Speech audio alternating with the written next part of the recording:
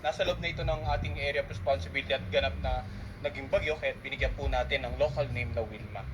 So dito po sa latest satellite image natin, makikita po natin malayo pa, or hindi naman totally sobrang layo, pero offshore pa rin yung tinatayang sentro ng tropical depression na si Wilma.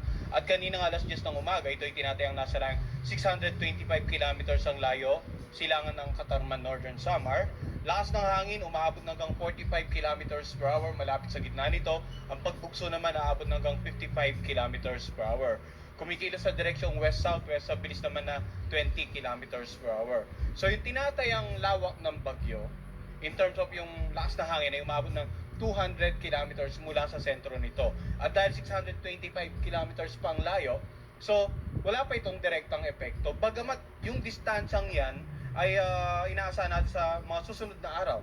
Posibleng tumawid ng Visayas Southern Luzon area itong tropical depression na si Wilma. Kaya't ngayon pa lamang po, nagtaas na tayo ng Tropical Cyclone Wind Signal number 1 dito po sa mga lalawigan na naka-highlight ng light blue. Ito nga yung Northern Samar, Eastern Samar, Biliran, Leyte, Southern Leyte, Surigao del Norte, kasama yung Siargao at Bukas Grande Island at ang Dinagat Island.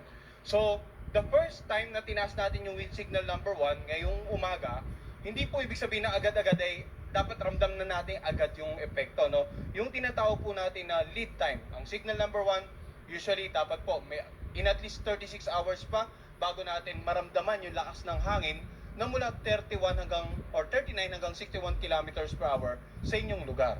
So, yung palugit na oras, yung around 36 hours bago pa natin maramdaman yung actual epekto ng bagyo sa mga lugar na binanggit natin, ito po ay sapat na oras para makapaghanda po tayo. Meron po tayong time para patuloy na makipag-ugnayan yung mga kababayan natin dito sa mga nabanggit nating lalawigan, makipag-ugnayan sa kanilang LGU, makipag-ugnayan sa kanilang local TR officials para po sa mga disaster preparedness and mitigation measures. Hindi lang po yung mga kababayan natin dito sa inland areas, no, maging yung naninirahan po sa mga coastal areas nitong mga nabanggit nating lalawigan.